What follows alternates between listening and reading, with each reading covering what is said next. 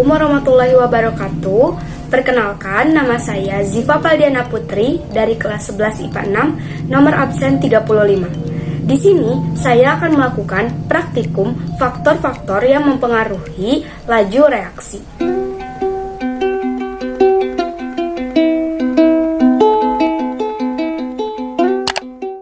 Alat dan bahan yang digunakan adalah cuka dapur,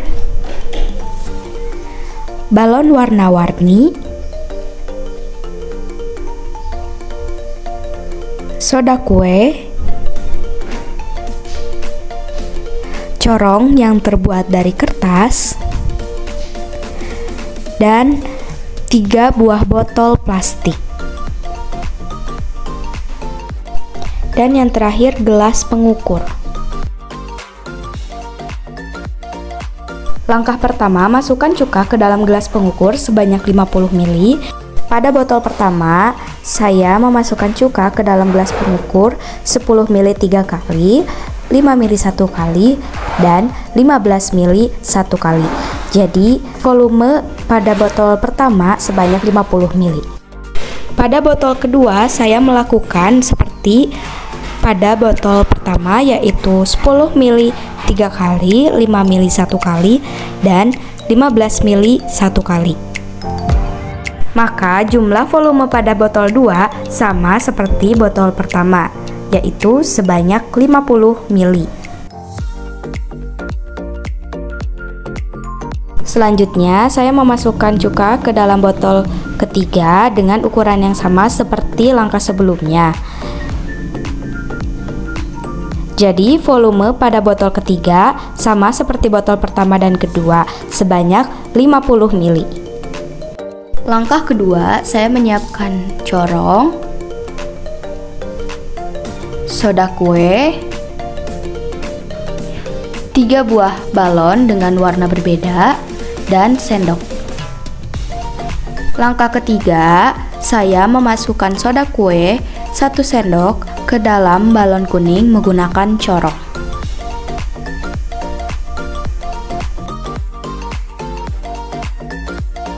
Kemudian saya memasukkan 2 sendok soda kue ke dalam balon biru.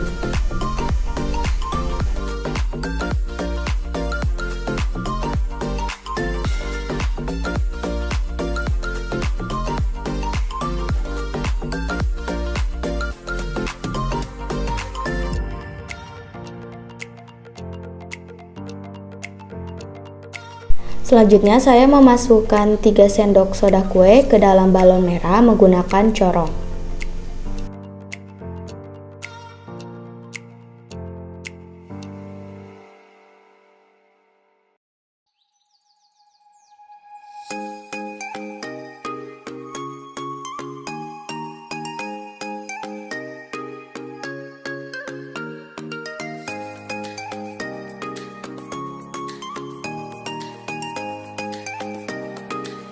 Maka pada balon kuning 1 sendok soda kue, pada balon biru 2 sendok soda kue, dan pada balon merah 3 sendok soda kue. Langkah keempat, masukkan ujung balon ke ujung botol secara kuat, namun soda kue belum boleh dimasukkan ke dalam cuka.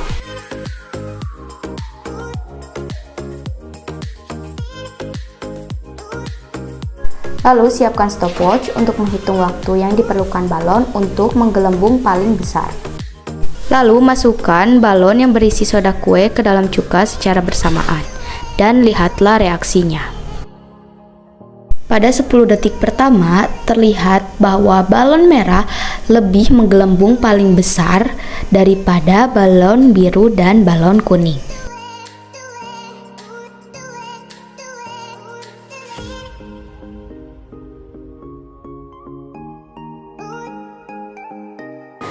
Pada waktu 1 menit 40 detik terlihat bahwa balon merah lebih besar dibandingkan balon biru dan kuning. Lihat bahwa balon merah lebih besar daripada balon hijau dan biru.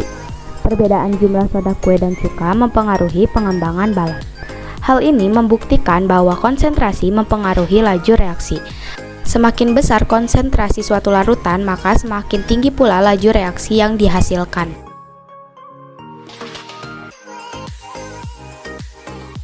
Alat dan bahan yang digunakan: air, cuka dapur, gelas plastik cuka murni, cuka plus air 1:1, dan cuka plus air 2:1. Kemudian saya menyiapkan 3 buah cangkang telur, lalu dimasukkan ke masing-masing gelas. Dan saya menyiapkan stopwatch untuk menghitung berapa lama waktu reaksi terjadi.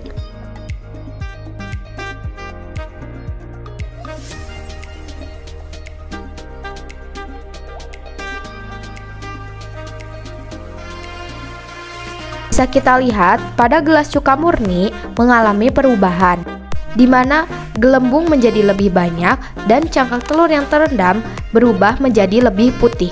Sedangkan pada gelas cuka plus air 1:1 tidak mengalami perubahan sama sekali. Begitu pula dengan gelas cuka plus air 2:1. Cangkang telur yang direndam di cuka murni lebih cepat bereaksi dan berubah menjadi putih dibandingkan cangkang telur yang lainnya. Semakin besar konsentrasi yang dimiliki oleh cuka, maka semakin cepat cangkang telur akan habis bereaksi dengan cuka. Salah satu faktor yang mempengaruhi laju reaksi diantaranya adalah konsentrasi pereaksi. Pada umumnya, reaksi akan berlangsung lebih cepat jika konsentrasi pereaksi diperbesar. Zat yang konsentrasinya besar mengandung jumlah partikel yang lebih banyak, sehingga partikel-partikelnya tersusun lebih rapat dibandingkan zat yang konsentrasinya rendah. Partikel yang susunannya lebih rapat akan lebih sering bertumbukan dibandingkan dengan partikel yang susunannya renggang, sehingga kemungkinan terjadinya reaksi semakin besar.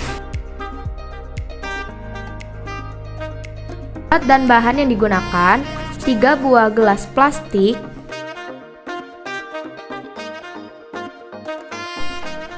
cuka dapur, gelas pengukur, cangkang telur berbentuk serbuk, cangkang telur berbentuk serpihan, dan cangkang telur setengah. Tidak lupa stopwatch. Langkah pertama, menyiapkan alat dan bahan. Kemudian saya memasukkan cuka ke dalam masing-masing gelas pengukur berbentuk setengah, serpihan maupun serbuk. Kemudian masukkan 3 cangkang telur tersebut ke masing-masing gelas secara bersamaan. Lalu saya menyiapkan stopwatch untuk menghitung berapa lama reaksi terjadi pada masing-masing gelas. Selanjutnya kita bisa lihat reaksi yang terjadi pada masing-masing gelas.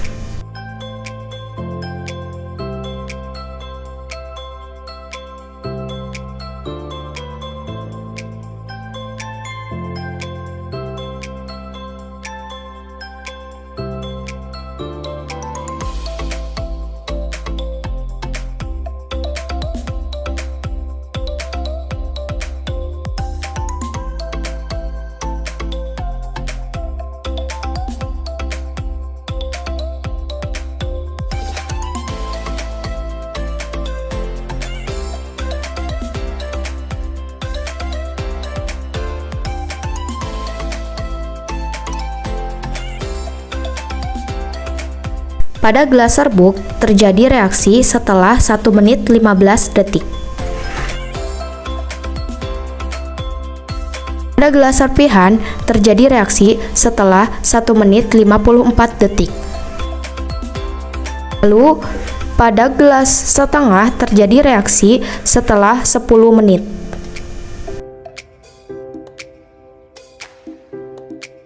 Semakin besar luas permukaan cangkang telur, maka reaksi akan berlangsung semakin cepat. Sebaliknya, semakin kecil luas permukaan cangkang telur, maka reaksi akan berlangsung semakin lama.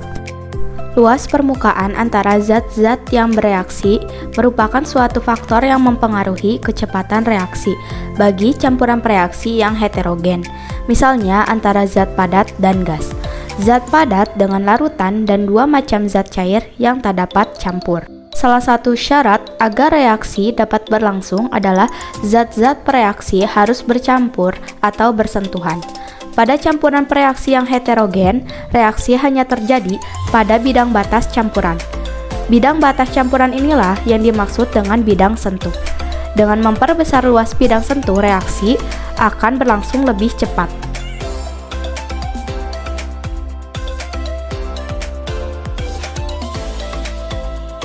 Alat dan bahan yang diperlukan: CDR, segelas air panas, segelas air biasa, segelas air dingin, dan stopwatch. Pertama-tama saya memasukkan CDR ke masing-masing gelas secara bersamaan. Tak lupa saya hitung menggunakan stopwatch berapa lama reaksi berlangsung. Untuk hasilnya, air panas hanya memerlukan 38 detik untuk melarutkan CDR.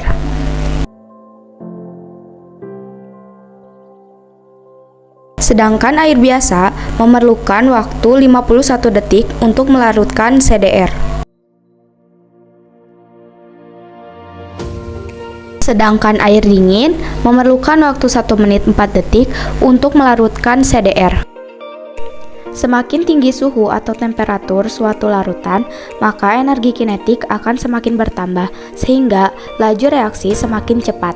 Sebaliknya, semakin rendah suhu, maka reaksi akan semakin lambat. Pada umumnya, reaksi akan berlangsung dengan semakin cepat jika dilakukan dengan pemanasan. Pemanasan berarti penambahan energi kinetik partikel sehingga partikel akan bergerak lebih cepat. Akibatnya, tumbukan yang terjadi akan semakin sering. Dengan frekuensi tumbukan yang semakin besar, maka kemungkinan terjadinya tumbukan efektif yang mampu menghasilkan reaksi juga semakin besar. Suhu atau temperatur ternyata juga memperbesar energi potensial suatu zat. Zat-zat yang energi potensialnya kecil, jika bertumbukan akan sukar menghasilkan tumbukan efektif. Hal ini terjadi karena zat-zat tersebut tidak mampu melampaui energi aktivasi. Dengan menaikkan suhu, maka hal ini akan memperbesar energi potensial, sehingga ketika bertumbukan akan menghasilkan reaksi. Alat dan bahan: cuka dapur, pemutih, paperclip, gelas pengukur, 3 buah gelas plastik. Agar memudahkan, saya beri tanda dengan spidol, yaitu yang pertama gelas cuka murni, dan yang kedua gelas pemutih, dan yang ketiga gelas cuka plus pemutih. Langkah pertama, saya mencampurkan cuka dengan pemutih sebanyak 30 ml cuka dan 30 ml pemutih.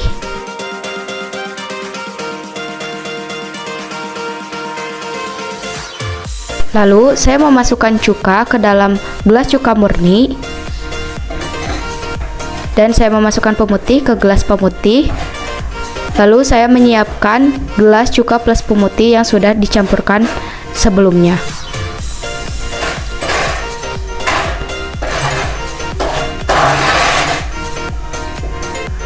Lalu di sini ada 3 buah paperclip dan juga stopwatch. Kemudian saya memasukkan 3 buah paperclip ke dalam masing-masing gelas secara bersamaan. Kemudian saya hitung menggunakan stopwatch. Bisa kita lihat paperclip yang dimasukkan ke dalam gelas yang berisi cuka plus pemutih mengalami reaksi.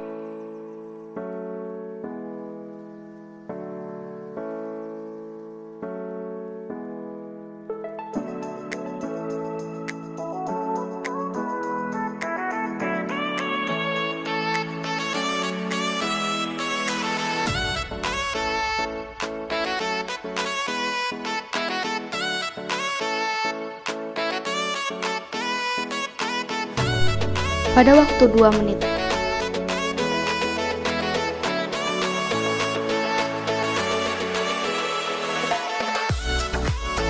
Bahwa katalis dapat meningkatkan laju reaksi, tetapi tidak mengalami perubahan yang kekal dalam reaksi tersebut. Katalis dapat mempengaruhi laju reaksi. Umumnya, katalis dapat meningkatkan laju reaksi, tetapi tidak mengalami perubahan yang kekal dalam reaksi itu. Katalis adalah suatu zat yang berfungsi untuk mempercepat terjadinya reaksi, tetapi pada akhir reaksi dapat diperoleh kembali. Fungsi katalis adalah menurunkan energi aktivasi, sehingga jika ke dalam suatu reaksi ditambahkan katalis, maka reaksi akan lebih mudah terjadi. Hal ini disebabkan karena zat-zat yang bereaksi akan lebih mudah melampaui energi aktivasi. Sekian presentasi tentang faktor-faktor laju reaksi dari saya. Mohon maaf bila ada tutur kata yang kurang mengenakan ataupun tutur kata yang salah, mohon dimaafkan. Wassalamualaikum warahmatullahi wabarakatuh.